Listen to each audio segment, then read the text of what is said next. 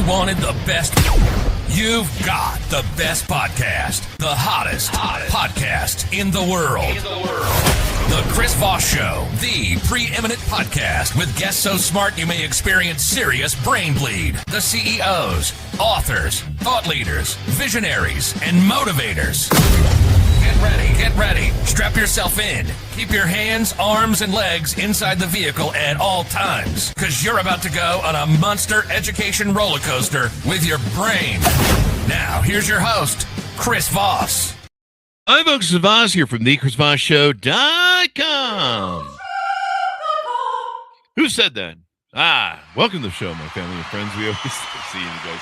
As always, our lady says it. That makes it official. Welcome to 16 years of the Chris Voss Show. 2,800 episodes that we're bringing you since 2009 because we had nothing better to do.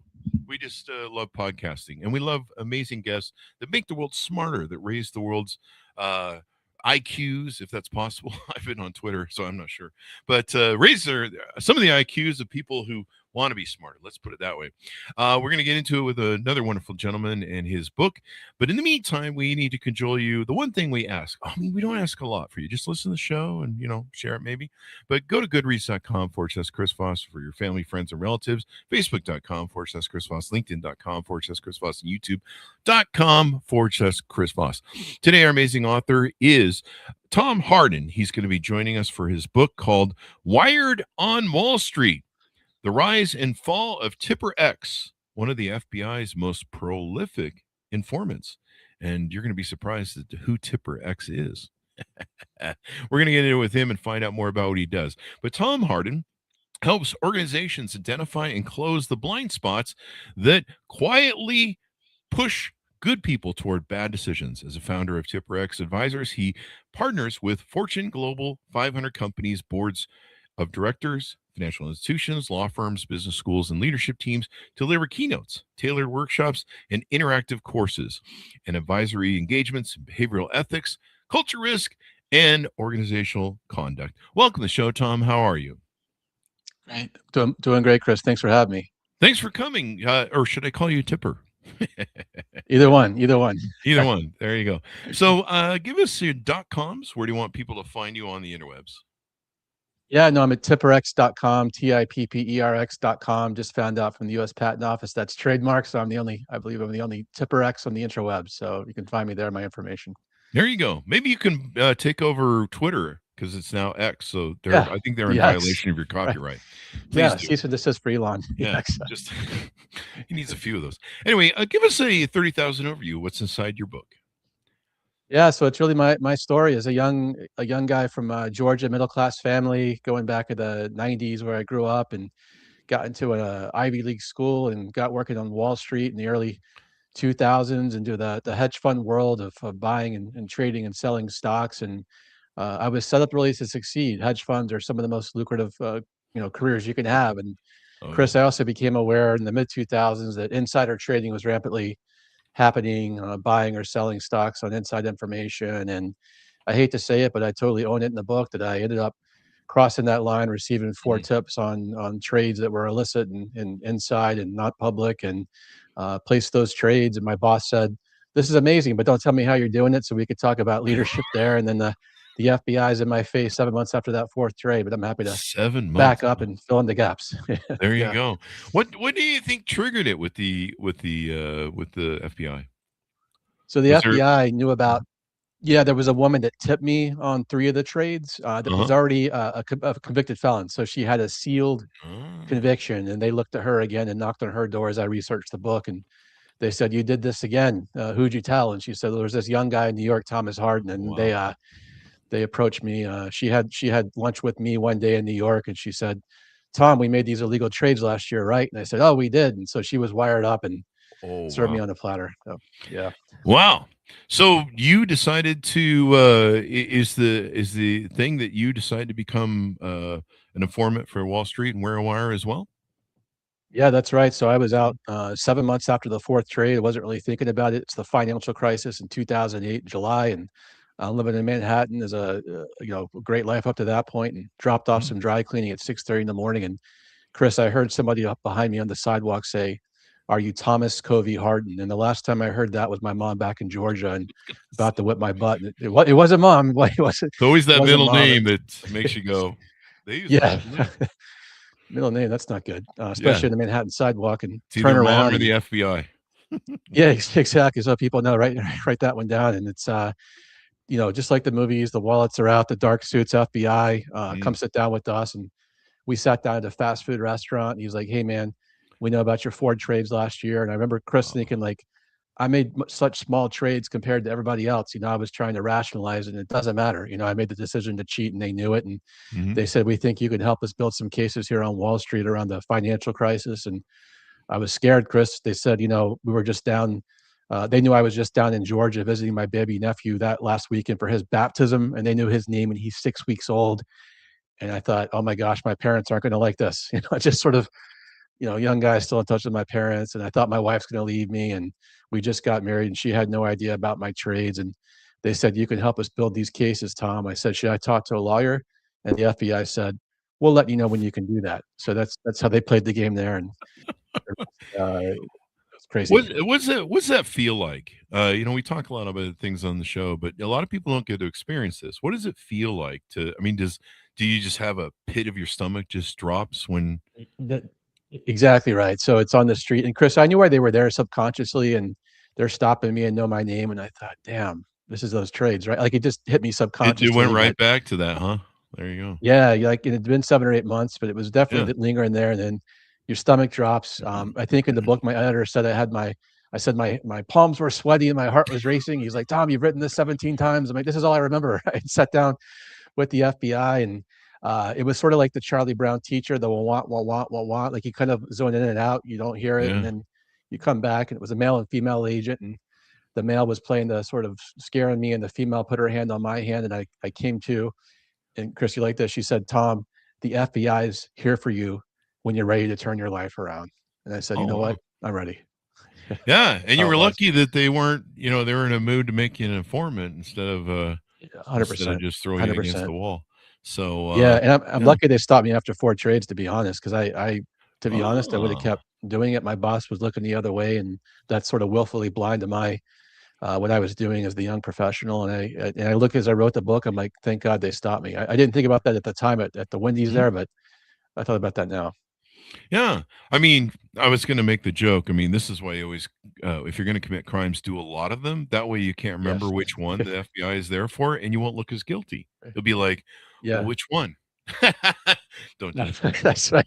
Yeah, no, it's, on my 4 trades, I personally made $46,000, so you think Oh, about throwing your wow. career away at 29. So in the Hmm. book, I'm sure people will be shocked by that, like, why didn't this guy try to make millions? Well, then, a bad person tries to make millions, a regular guy, Tom, just tries to make a little bit and play along, so that's so much of the psychology. In a lot of cases, a lot of white collar crime, it's these small amounts in terms of your career. And that's a really important point. You have to look at what do I have to lose? I owned a 100%. mortgage company for 20 years. I was never, Mhm. I mean, yeah, you'd make a good set of bank off of one mortgage loan, but was it worth throwing away your career? Was it worth, being investigated for mortgage fraud, having a felony, or a misdemeanor even, criminal record, and I would have loan officers that work for me. And they're like, "Hey, Chris, and then part of where this conversation would come up, the mortgage company next to us was literally using the windows to to forge the signatures. Yeah. Um, so they hold it up to the window against the signature with the loan application or whatever, and they would be sitting there forging it. And I remember there was one time where I was interviewing a mortgage loan processor to come to work for us, and I hired her. And the first thing she said when she went to the office where the processors were is she goes, "Where's the light table?" And I go, "What do you mean the light table?" She goes, "The light table, so we can sign the customer's paperwork." And I go, "Yeah, we don't do that Uh, here.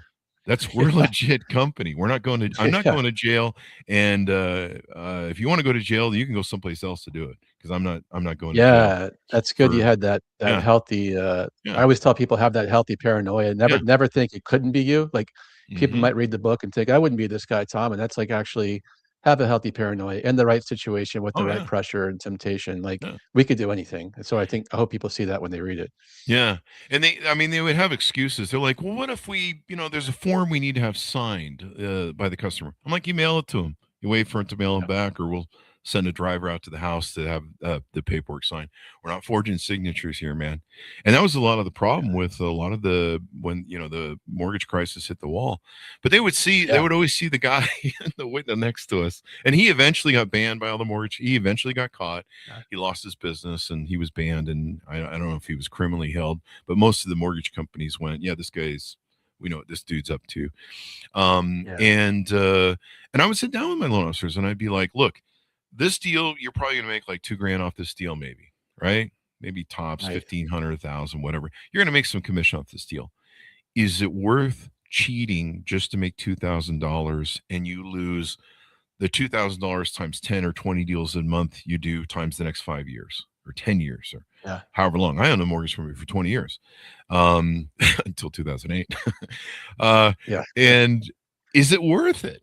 And, like you said, you probably created a whole lot of maybe attorney expenses and, issues with your life over, what was it, $46,000 or something? $46,000, and it's often a perceived immaterial amount. So that $2,000 is one of the top rationalizations. Sometimes a client will have me come speak to them because they've had an issue with an employee they can't talk about because of employment law, but it Mhm. often comes back to two rationalizations. Number one is, well, it seemed like everybody was doing it. Yeah, That's always everybody's a doing it. common thing.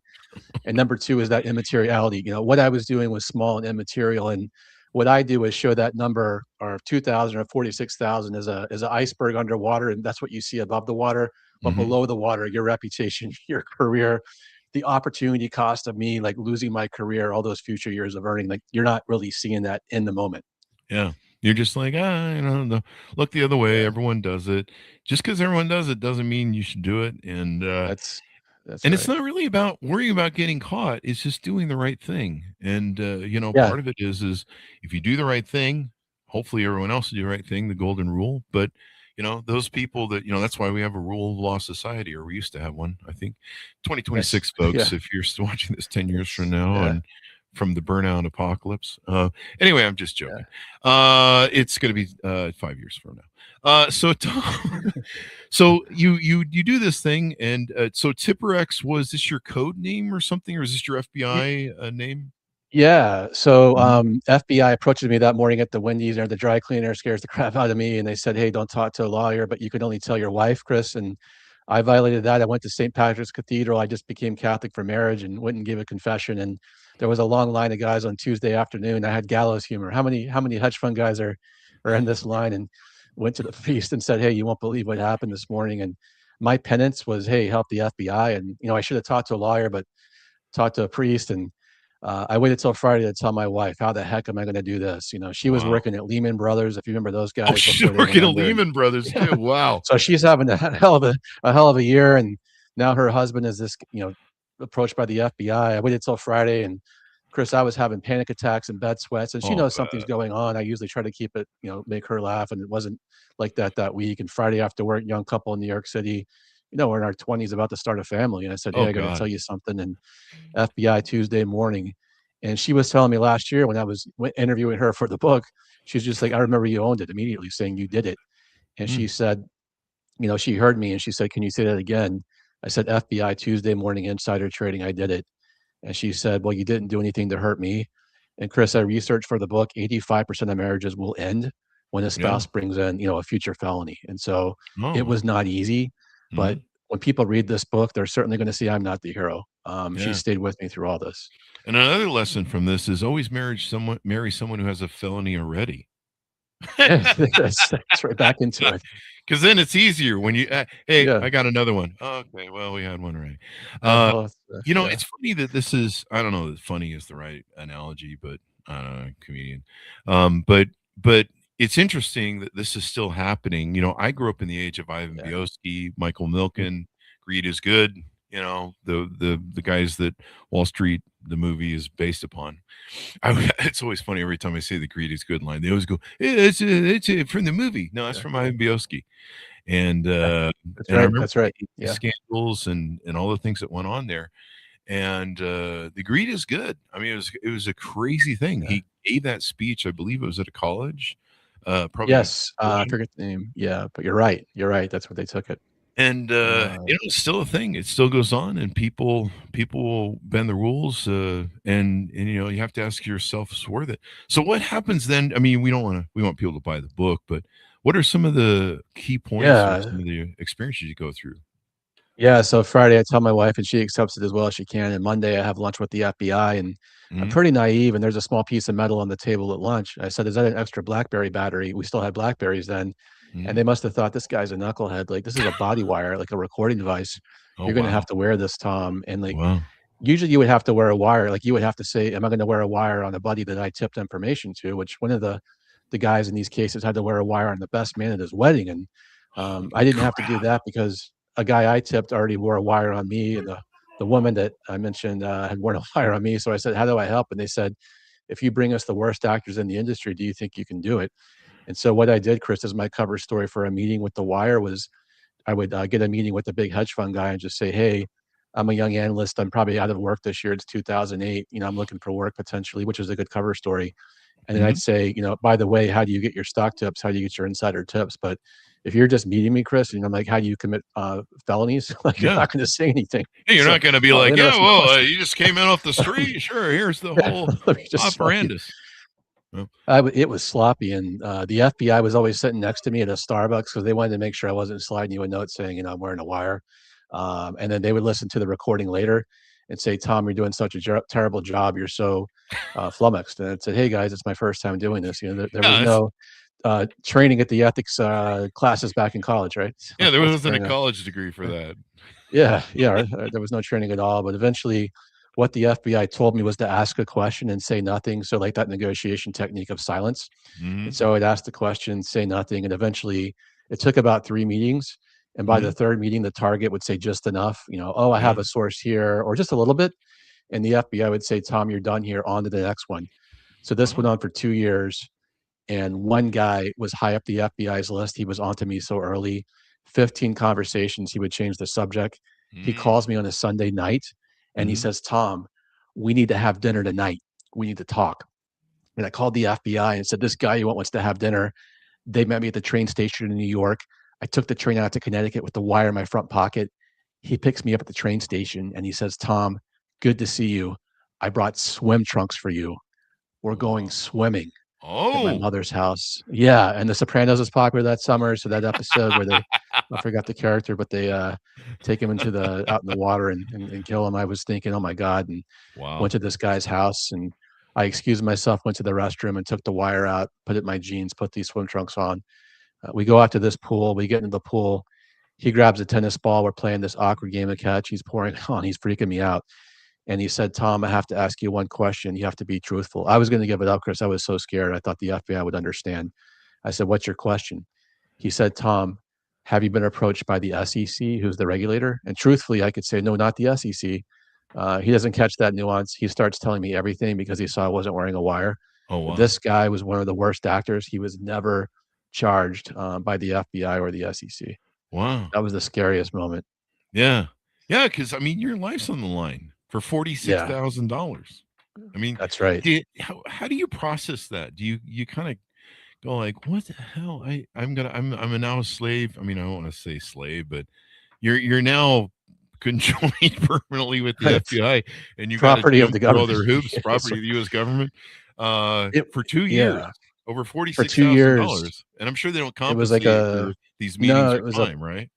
it was a pro bono side hustle, I call it, yeah, so I'm still going to the office, and it's 2008, so we're getting slammed by the market, worst stock market in 75 Oh god, years, and the yeah. banks are going under, and then at lunch, I'm getting in that Crown Vic with the tinted windows, getting my smoothie at the lunch truck in New York, and got in the back seat, and they said, "Here's your next target. Here's what we're gonna do at Wow. Starbucks across the street at 4:30 after the market closed," and would do these meetings. And Chris, they never gave me any feedback. It was sort of stone faced FBI agents, like, "How am I doing?" And I told my wife, "This probably isn't going anywhere."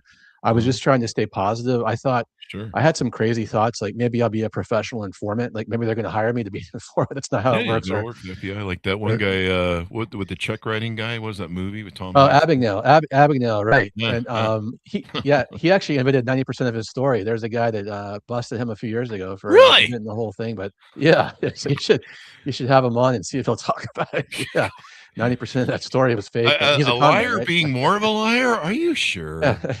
it's the Metacon. Yeah, exactly, so I was thinking that because that movie was out, the great movie, and so Yeah, I thought maybe I'll be like that guy, or maybe they're yeah. gonna drop the charges, and then 2 years into it, they said, "Turn on the TV." There was 20 guys perp walked, and, Oh, there was wow. one name. So coming back to Tipper X, one Uh-huh. name was not released that was right in the middle of all these Wall Street guys, and it was the youngest guy of all 80 people, Tipper X. And I Wow. called the FBI. I said, "Is that me?" I knew it. I said, "Is that me?" And they said, "Yes, you should talk to a lawyer now." So You should talk I to a talked to a lawyer lawyer 2 now. years into it. Yeah, So now, and so you just put in 2 yeah. years to Yeah, try so and I fix called a the thing. lawyer. I called all I knew was about insider trading was Martha Stewart up to that point, so I called him, and he's probably the most expensive guy in Manhattan. I said, "Alright, Oh, no, no, God. thanks," and I'm pleading guilty anyways, I cooperated, so I'm not going to trial, and I Oh, talked to a really? lawyer. I said, "Hey, I'm Tipper X in these cases," and he's like, "Alright, man, you've been doing it 2 years. Who was your attorney before me?" I said, "You're the first I've spoken to." He said, "Tom, you're supposed to hire me the first day they approach you." I said, "Larry, it's my first time doing this, so it's It's not yeah, it's not pretty like I've been straightforward." doing this for 4 or 5 No, times. first first felony. Exactly. First felony. Well, Yeah. you learn. That way when you do Yeah. the later felonies, you know how Yeah, to work that's the right, ropes. that's right. But, Yeah, it so you weren't one of those 20 that were got perp walked. So, you yeah, know, where yeah, which yeah, end of the and, stick do you wanna be in? But it's a hell of a yeah, lesson. How much it is. if you don't mind me asking, I mean, because I want people to think about this, because I've had this conversation, like I said, a lot with loan officers or people in business. Yeah, mhm, And sure. I'm never willing to get, I think about building empires and building things that last a lot of years. In fact, my mortgage company is supposed to last a lifetime, but thanks 2008. Um, Yeah, and uh, and it's always that one thing, like you say, it's like, well, everyone's doing it. Well, there's all these Faustian bargains people are playing with themselves, and they don't realize mhm, what they're putting on the line sometimes. And a lot of times, too, it's your word to yourself. Like the power of your yes, word, the power of your integrity to yourself is paramount. Because if you gonna bullshit yourself, well, have fun with that. yeah, So, yep. probably, how much would you say? You can give me an estimate if you want, or you don't have to disclose it. But how much would you say that $46,000 cost you in actual money? Maybe hiring a new So attorney and all that stuff. and yeah, so the attorneys, was a couple 100,000 in legal fees, but the real cost was my career, and so when I speak at a Oh, college every year at NYU, I have a professor friend that calculates this number of Tom's career that he threw away, and that number for the students to see is pretty shocking, and for me, he gets wow, to, like, a number of 23,000,000 if I had a 15-year career in hedge funds with ups and downs, wow. and so he's like, "Tom, why'd you do it for 46,000?" And so for the young students to see that, they look at me like it makes no sense. There's no rational reason why a person would cross the line for such a small amount when you throw away your career like that. And that's the Mhm. calculation. And I put that in the book just so people know, like $23 million is what I threw away. And my kids were reading the book and they're like, "Dad, wait, what? We'd be flying private." I'm like, oh, yeah, that's unfortunate what the situation was. Well, there you go. It's an important lesson, and a lot of people don't get to experience this, or they don't write about it. So this is really cool that you got a chance to share with people and hopefully educate people. And greed is not good. Greed, Yeah. what's the old? There's an old saying they have at the Justice Department. We've had at least one or two people on from the Justice Department. Well, if you count the FBI and CIA, more. But Mhm. what's that old line from the Justice Department? The wheels of justice move exceedingly Oh, slow, yes. or no, the wheels of Slow. justice move slow, but grind exceedingly fine.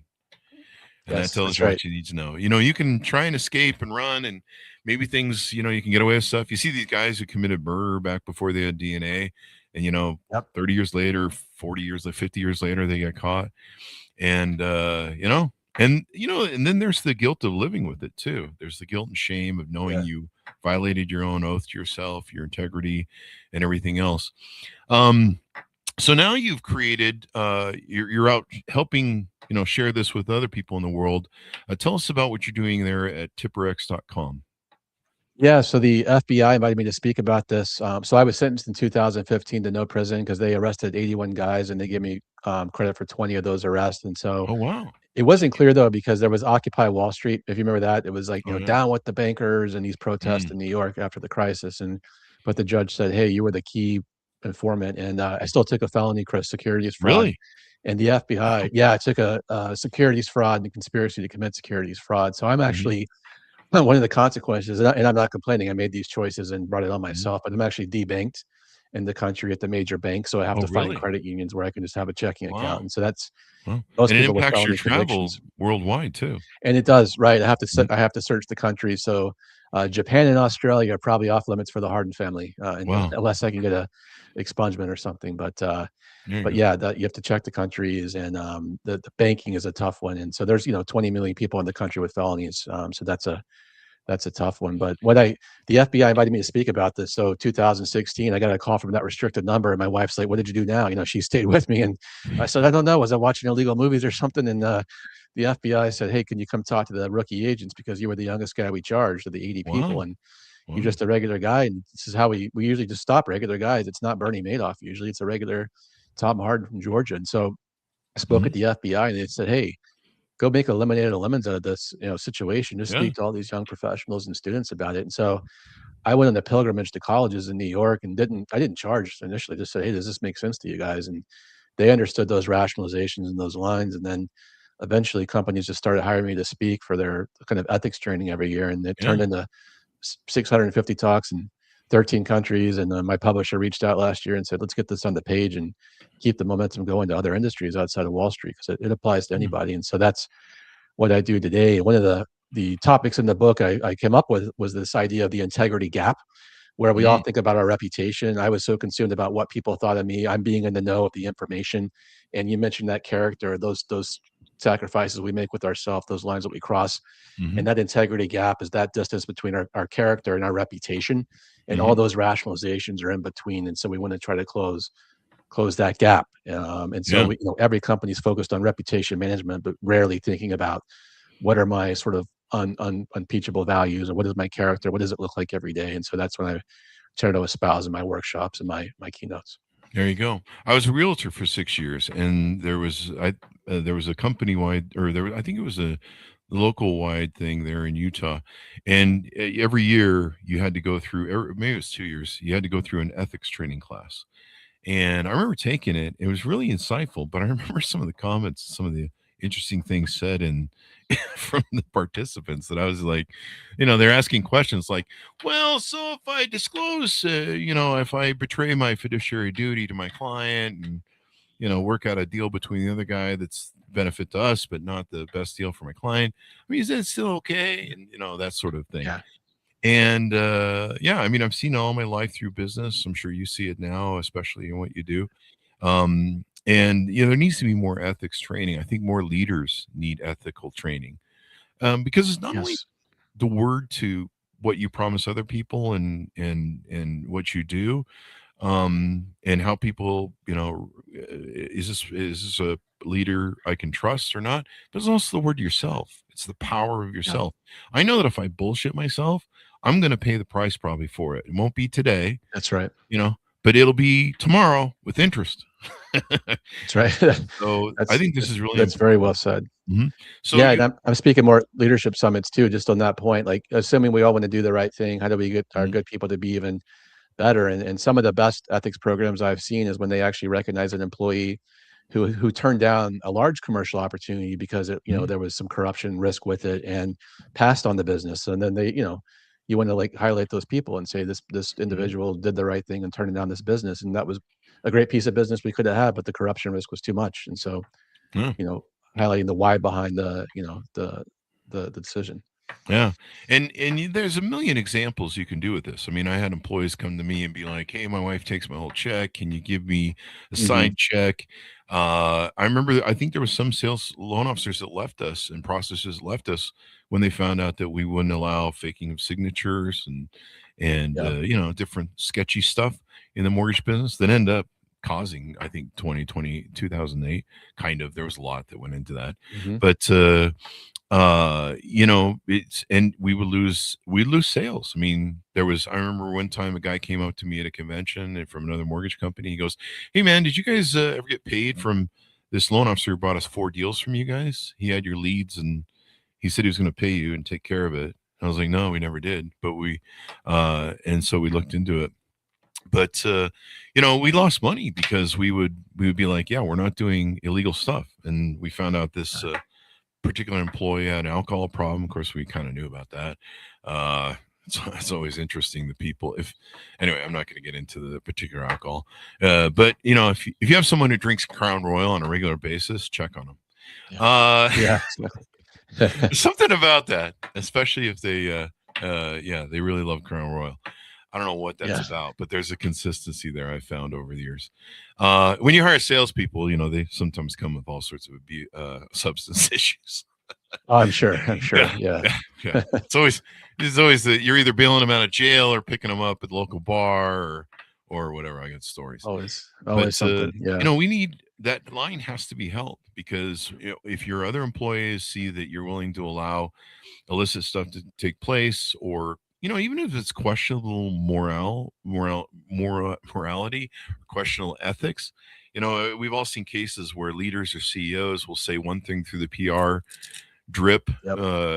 output, we're a moral, ethical organization, and then Right. they get The caught shareholder letter. cheating, or the shareholder Yeah. letter of blue sky wanka wanka, Yeah. and then they'll sit there and eventually employees will be like, he's full of shit. He doesn't live. Yep. He doesn't walk his talk. He doesn't live his thing. And people do want, they focus on leadership and they want someone who's ethical, moral, and because they know that sometimes they may be on the docket for, getting fired, or, I've had situations where I have to, I've got 2 employees and I got to figure out which one's lying and which one's the problem. Yep. And so, yeah, there you go. So you do Yeah. speaking, see some services here as well as speaking. Tell us about some of the other stuff you have. Yeah. So speaking and with the book, I'm going to roll out some courses just, on decision making and, to your point, like I'm engaging more with leadership summits beyond just ethics training because companies that bring me in, they're like, "Oh, we have a great tone at the top, Tom. We don't need you." Like, no, no, no. Tone at the top, like you were saying, is just the words. For me, culture is the behaviors employees believe will be rewarded, and that's where the gap is sometimes between that shareholder letter. That's always a great tone. It's always cookie cutter, but what are the behaviors people are seeing at this desk next to them? And sometimes companies don't want to ask the questions that they may not want to know the answers to because it reflects back on leadership. So that's also doing better surveys on the culture. Not do we have an ethical culture? That's a terrible question. Which of our 4 values are true and which are not, and in what way? You're going to get more granular data. So Hmm. that's why I was encouraged to just to really be fully accountable. Hmm. I was speaking to a European company last week, and their code of conduct that everybody signed had 10 questions to ask yourself if you're ever at that line. I said, "Can I rip this up?" They said, "Please don't do that." They said, "Hey, if you're at that line, ask yourself one question: Am I willing to be held accountable for this decision Oh. at the end of the day?" And that's all you really got to ask yourself. Am I willing to be held accountable? Am I willing? There's a great line from the album by Rush called "Roll the Bones." People are like, "Why is he bringing Hmm. music into this?" And there's a great line: "We will count the costs, but we won't. We will count the cost, but we won't count the price when we evaluate stuff. Like when we Yeah. buy stuff, we'll be like, hey, I'll pay the price for that, but you won't count the cost of what that might be." And that's kind of speaks to what we're talking about here. A lot of people will be like, 46,000, well, maybe I might get a fine or something. I don't know. But Yeah. usually we underestimate that cost, especially when we circumvent ethics, morals, and our own personal word to ourselves, the power of our word to ourselves. And once you start down that slippery slope, it doesn't end. Because like you said, Yeah. you probably would have kept doing it if you hadn't been stopped.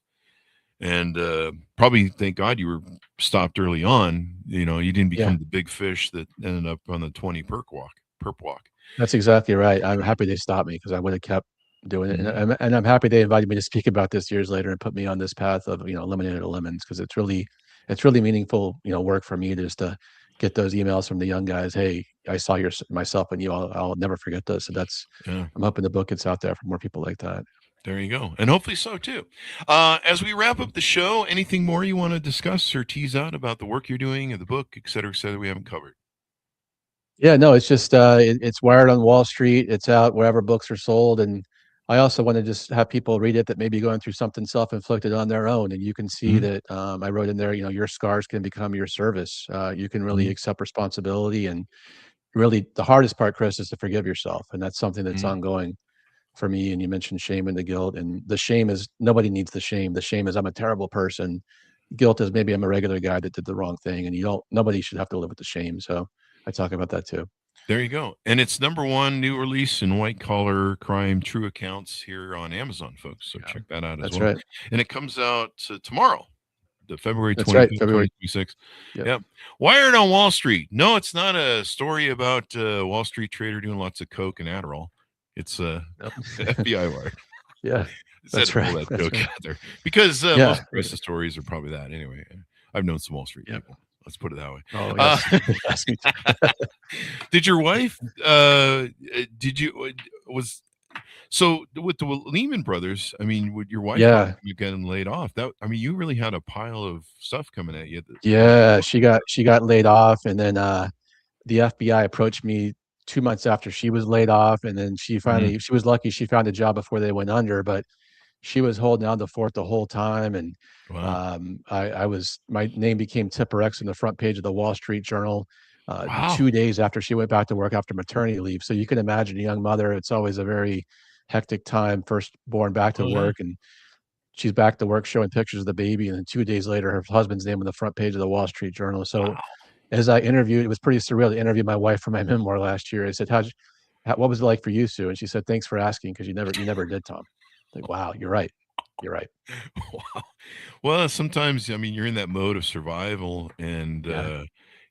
I mean you've got the guns trained on you, and you're doing the best for yourself and your family. And so yeah, it's important to think about that before you do these things. So I'm glad you're out here educating Yeah. people on ethics and morals. I'm a big believer in it. I've lost probably, I don't know, maybe $1 million over all the years of my companies going back to age 18.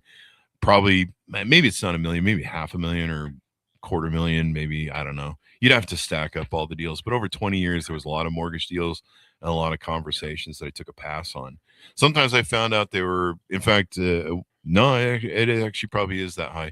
There was actually some Chinese investors who in Vegas helped me wanted me to start a mortgage company for them and work my CEO magic. And within 6 or 8 months of starting that, I found that they were trying to give illicit loans to their mothers and their family, and I quit and walked away Yeah. because I'm the one who goes to jail. Good. I'm the broker, who's supposed to prevent it. And I said, no, I'm not doing that. And it was painful, and I lost a lot doing it. So probably, yeah, if you count losses too and what it's cost me in money, but it beats having a felony and going to jail. I mean, it's You only get one reputation. You can always switch jobs. People always call me, "Should I blow the whistle?" I'm like, "Hey, you know what? Mhm. You get one reputation." And I've learned the hard way. It's very hard to rebuild that. And I've tried to do it this Yeah, work, and hopefully I can do this a lot longer in my Wall Street career, but you yeah. only get one. So You protect can that. get, Yeah. and you're giving back and helping other people see the light. So I think that's one of the most important things too. Thank you very much, Tom, for coming on the show. You give us your .coms one last time as we go out. Sure, it's tipperx.com, tipperx.com. All my information's there. There you go. Thank you very much for Tom for coming on. Order up his book wherever fine books are sold. Wired on Wall Street: The Rise and Fall of Tipper X, one of the FBI's most prolific informants. Thanks so much for tuning in. Go to goodreads.com/Chris Voss, LinkedIn.com/Chris Voss, YouTube.com/Chris Voss, and all those other crazy places on the internet. Be good to each other. Stay safe. We'll see you guys next time. You've been listening to the most amazing, intelligent podcast ever made to improve your brain and your life. Warning, consuming too much of the Chris Voss Show podcast can lead to people thinking you're smarter, younger, and irresistible sexy. Consume in regularly moderated amounts. Consult a doctor for any resulting brain bleed.